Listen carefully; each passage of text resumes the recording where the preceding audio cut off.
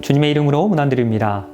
블루존의 저자인 댄 뷰트너는 덴마크의 쌍둥이 연구를 인용하면서 보통 사람의 수명은 단지 10%만이 유전자에 의해서 결정되고 나머지 90%는 생활 방식에 따라서 결정됩니다 라고 이야기했습니다. 이처럼 사람들은 자신의 수명을 결정지을 수 있는 큰 능력을 가지고 있습니다. 이 성경은 건강에 대해서 무엇이라고 권면합니까? 신체의 건강과 영적인 건강 사이에는 어떠한 연관성이 있는 것입니까? 성경은 이러한 질문들에 대하여 답변과 함께 행복하고 건강하고 또한 장수하는 비결을 우리에게 이야기하고 있습니다.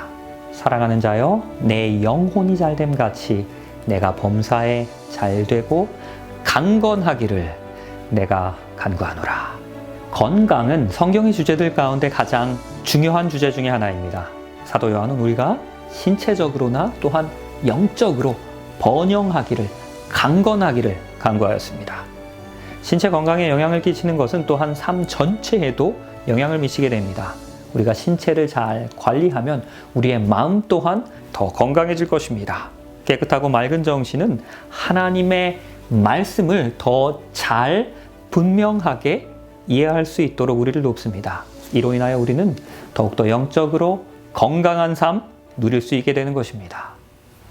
내 하나님 여호와를 섬기라. 그리하면 여호와가 너희의 양식과 물에까지도 복을 내리고 너희 중에서 병을 제합니다. 병 걸리지 않게 해주시겠다는 것입니다. 하나님께서는 그분의 백성을 질병으로부터 보호하시고 불필요한 죽음으로부터 막기 위하여 건강 원칙들을 우리에게 주셨습니다. 우리를 창조하신 하나님께서는 우리의 몸에 무엇이 가장 좋은지, 가장 필요한지, 무엇을 하지 말아야 할지, 무엇을 먹지 말아야 할지 분명히 알고 계십니다. 우리의 몸은 아주 특별합니다. 그러하기에 성경은 우리의 몸을 하나님의 성전이라고 부르고 있습니다. 어떠한 사람들은 이것은 내 몸이기 때문에 내가 하고 싶은 대로 할 수 있다라는 태도를 가지고 있습니다. 그러나 우리의 몸은 거룩한 성령께서 거하시는 성전입니다. 그러하기에 우리는 우리 자신을 신체적으로 그리고 정서적으로 잘 관리해야 할 책임을 가지고 있는 것입니다. 또한 하나님과의 관계를 유지할 수 있는 최상의 몸 상태를 유지시켜야 하는 것입니다.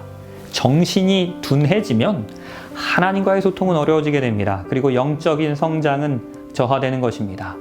활력과 좋은 건강은 우리가 성경을 바로 이해하고 하나님과의 친밀한 관계를 유지시키는데 아주 큰 도움을 주는 것입니다.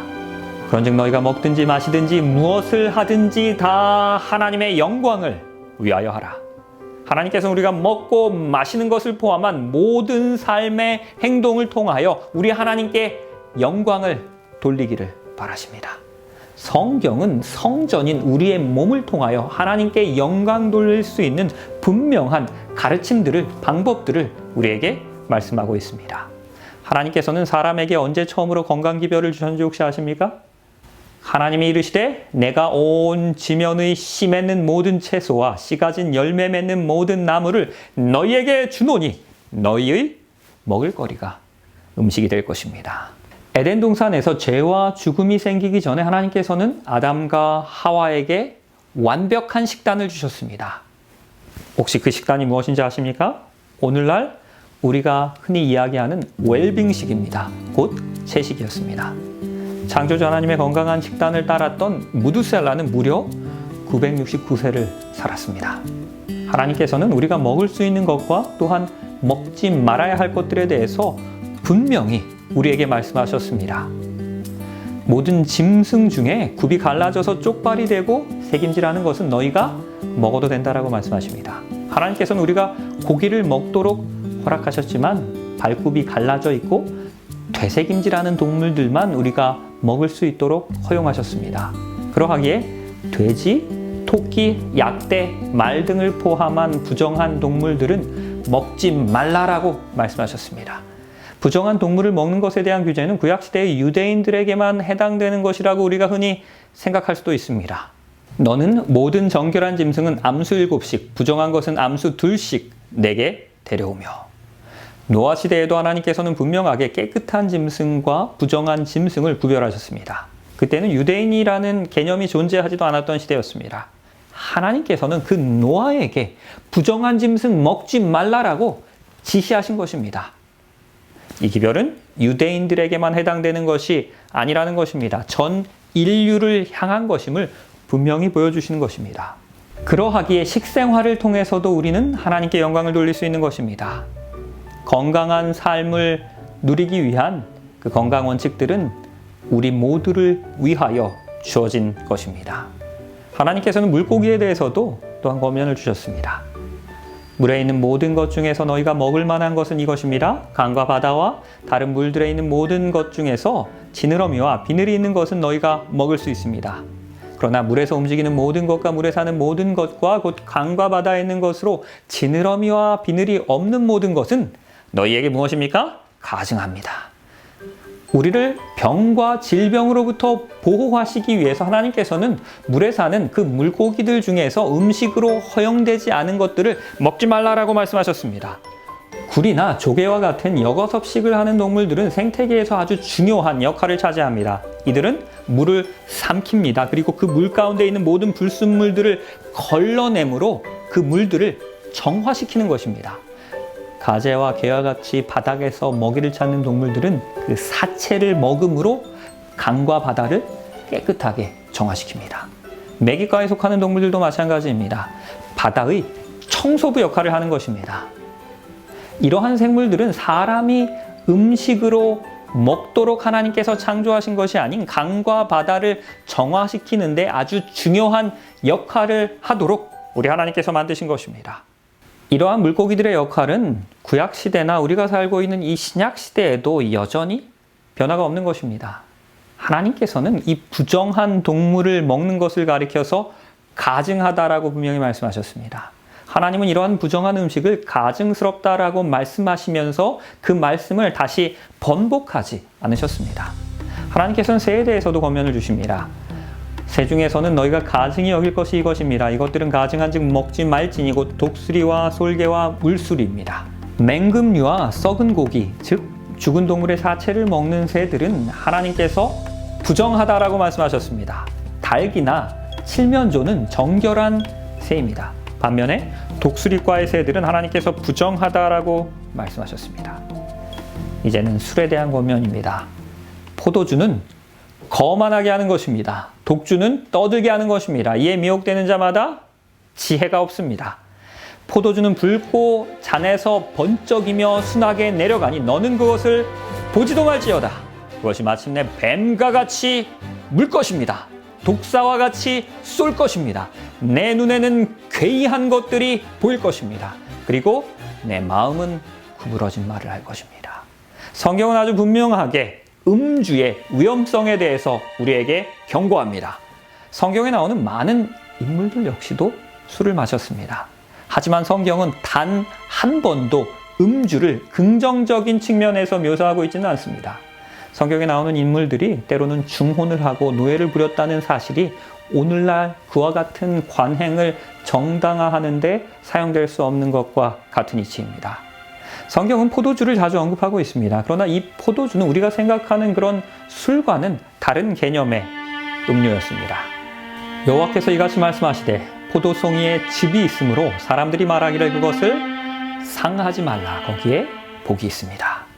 우리 하나님께서 허락하신 포도주는 발효되지 않은 포도즙이었습니다.